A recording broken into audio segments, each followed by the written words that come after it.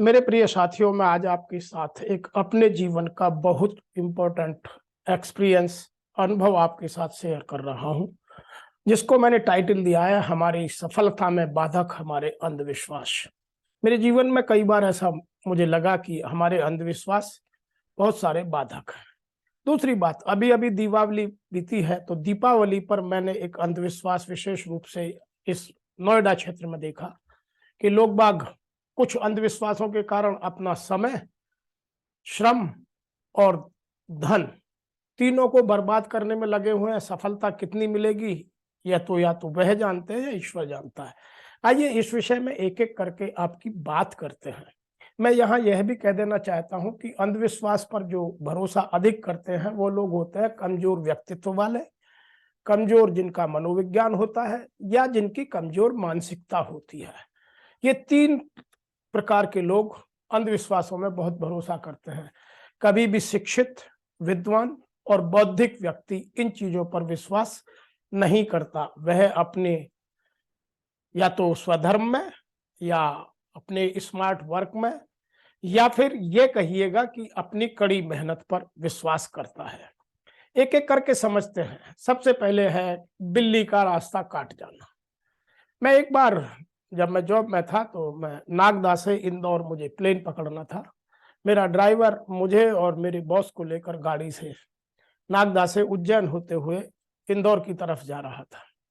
रास्ते में अचानक सड़क पर बिल्ली काट गई। उसने बड़े जोर से ब्रेक मारे। बॉस का सर आगे वाली सीट में जाके लगा और मैं भी बेल्ट बांधी हुई थी, इसलिए हम दोनों बच गए, और नहीं तो कुछ भी हो सकता था। हमने उससे पूछा क्या हुआ, तो उसने कहा साहब देखा नहीं आपने, बिल्ली रास्ता काट गई। तो मैंने उसको बोला कि भाई बिल्ली रास्ता काट गई तो बिल्ली तो जानवर है, कहीं ना कहीं से निकलेगी, तुम पर क्या फर्क पड़ा? कि नहीं साहब बिल्ली रास्ता काटती है तो अपशकुन हो जाता है, इसलिए मैं रुका रहूंगा। तो भाई हमें दोनों को फ्लाइट पकड़ने की जल्दी थी, फ्लाइट का टाइम हो रहा था। तो वह बोलता है कि जब तक पीछे से कोई गाड़ी नहीं आएगी मैं नहीं जाऊंगा। और उसने हमारे दोनों का ब्लड प्रेशर बढ़ाना स्टार्ट कर दिया कि हम दोनों उससे बार बार कह रहे हैं, वो चल नहीं रहा है। फिर भी बड़ी मुश्किल से पीछे से गाड़ी जब पार होगी तब वह चला। तो हमने उससे प्रश्न भी किया कि अब क्या हुआ? कि साहब अब ये गाड़ी निकल गई तो बिल्ली की पावर कमजोर हो गई। तो कभी कभी अंधविश्वास हमारे जीवन में ऐसी घटना या दुर्घटनाएं पैदा कर देता है जिनसे जीवन भी खतरे में आता है और समय की बर्बादी तो होती ही होती है। दूसरा एक उदाहरण जो लोग बहुत जीवन में करते हैं, 13 नंबर या 13 तारीख को अशुभ मानते हैं। बहुत सारे लोग जो 13 नंबर आते ही काम नहीं करते। कुछ लोग 13 नंबर के होटल में नहीं रुकते, 13 नंबर के कमरे में नहीं रुकते, 13वें फ्लोर पर नहीं रुकते।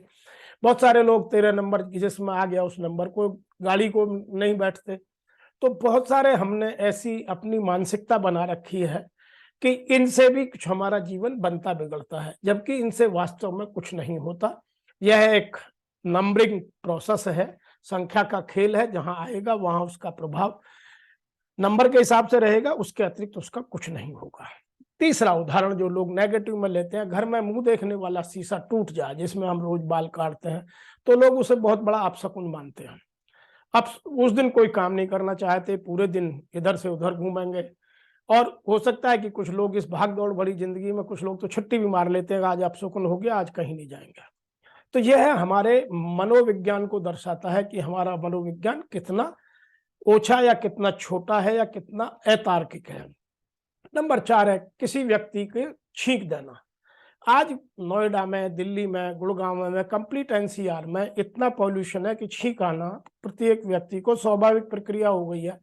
और लोग तो घर से निकलने के लिए मना कर रहे हैं, बच्चों की स्कूलों से छुट्टी कर दी है। ऐसे में छींक आ जाना कौन सा अपशकुन है? लेकिन कुछ लोगों के पीछे यदि किसी ने छींक मार दी तो लोग उस दिन ड्यूटी नहीं जाते हैं, कुछ दिन अपना काम छोड़ देते हैं, अपने जहां जा रहे हैं उस काम को छोड़ देते हैं, कुछ लोग अपने नेगोशिएशन में नहीं जाते हैं, कुछ। तो ये तरह तरह की भ्रांतियां हमारे समाज में अपशकुन के नाम पर या हमारे अंधविश्वासों के नाम पर फैली हुई है। पांचवा उदाहरण देते हैं कि मासिक धर्म के समय लड़कियों और महिलाओं का रसोई घर में या अपने कार्यस्थल पर या पूजा घरों में या मंदिरों में प्रवेश वर्जित है। हाँ, यदि उनकी सफाई की व्यवस्था ठीक से नहीं है तो प्रवेश वर्जित होना वाजिब है। लेकिन आज इस साइंस के युग में जहां हाइजीन की इतनी सुविधाएं उपलब्ध है, लोग खुद इतना हाइजीन को मानते हैं, तो अब इन चीजों का कोई महत्व नहीं रह गया है। यह भी जैसे हम खाना खाते हैं, घूमते हैं, फिरते हैं, एक नेचुरल या स्वाभाविक प्रक्रिया है जो अपने समय पर अपने क्रम में होगी, उसका हमारे शुभ और अशुभ से कोई लेना देना नहीं है। इस तरह से कुछ लोग घोड़े की नाल का मिलना शुभ मानते हैं। कुछ लोगों को मैंने देखा अपने घर के बाहर घोड़े की नाल ठोक कर बैठ जाते हैं। तो यह सब हमारे मन के ओछे विचारों का या हमारे अंधविश्वासों का या हमारे कमजोर मनोविज्ञान का, कमजोर मानसिकता का द्योतक है। अदरवाइज जो घोड़ा पालता है सबसे ज्यादा धनवान तो वह होना चाहिए, जबकि वह तांगा चला चला करके मर जाता है अपना जीवन, और हम उस घोड़े की नाल से सोचते हैं कि हमारा जीवन सुधर जाएगा। एक और उदाहरण इसी तरह का देते हैं कि अभी अभी दशहरा गया तो मैंने कुछ लोगों को देखा कि दशहरे के दिन नीलकंठ के दर्शन के लिए पागल हो रहे हैं। मैंने पूछा क्या होगा, कि नहीं, दशहरे के दिन नीलकंठ के दर्शन बड़े शुभ माने जाते हैं, और जिस दिन नीलकंठ के दर्शन हो जाए तो ऐसा समझिए कि स्वयं शिव भगवान के दर्शन हो गए। अरे शिव के शिवत्व को समझिए, नीलकंठ के दर्शन से कुछ नहीं होता है। शिव के यहाँ किसी चीज की भूख नहीं है, वो कंटेंटेड है। आपने देखा होगा जब शिव परिवार के दर्शन करते हैं, वहां नंदी है, वहां बैल है, वहां चूहा है, वहां शेर भी है। शेर बैल को खा जाता है, सांप चूहे को खा जाता है। तो वहां कोई किसी को खाता नहीं है, सब आराम से बैठे, क्योंकि वहां सब किसी को किसी चीज की भूख नहीं है, कंटेंटेड लाइफ है। तो शिव के शिवत्व को समझिए कि नीलकंठ के दर्शन से कुछ नहीं होने वाला है।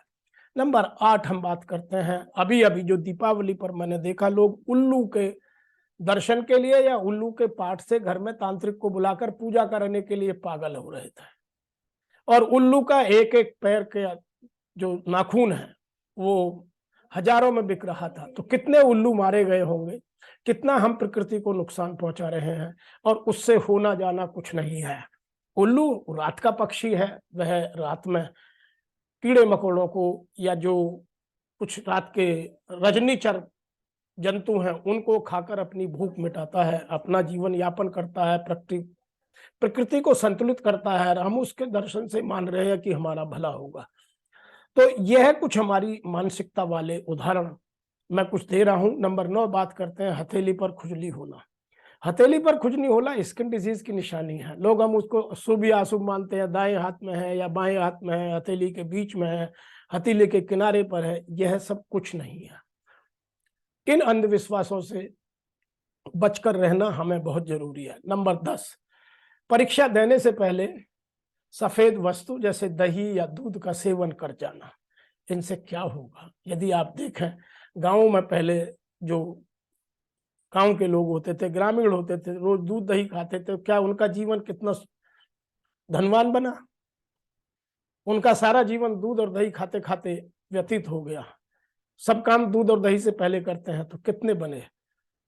तो यह हमारे जीवन में कुछ हमें तार्किक तथ्यों के साथ इन चीजों को सोचकर अपने जीवन में आगे बढ़ने के लिए प्रेरित करता है। मैं आशा करता हूं कि आपको इस तरह के वीडियो पसंद आते हैं। अपने जीवन में बदलाव लाने के लिए अपने मनोविज्ञान को ठीक कीजिए।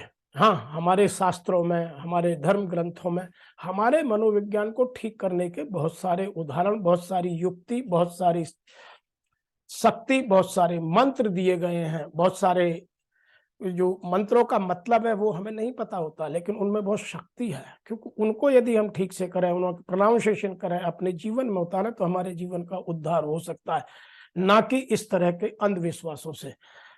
तो मैं आशा करता हूं कि आप अपने अंधविश्वास को मिटाकर अपने जीवन में सफल होने के लिए तार्किकता को, अपने स्वधर्म को समझेंगे और कड़ी मेहनत कर आगे बढ़ने के लिए प्रयासरत रहेंगे।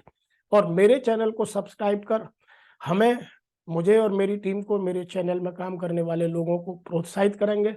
हमारे लिए यही जरिया है कि आपका जब हमें लाइक मिलता है, जब हमें आपका सब्सक्रिप्शन मिलता है कि मैंने सब्सक्राइब किया, तो हम लोगों का मोटिवेशन बढ़ता है।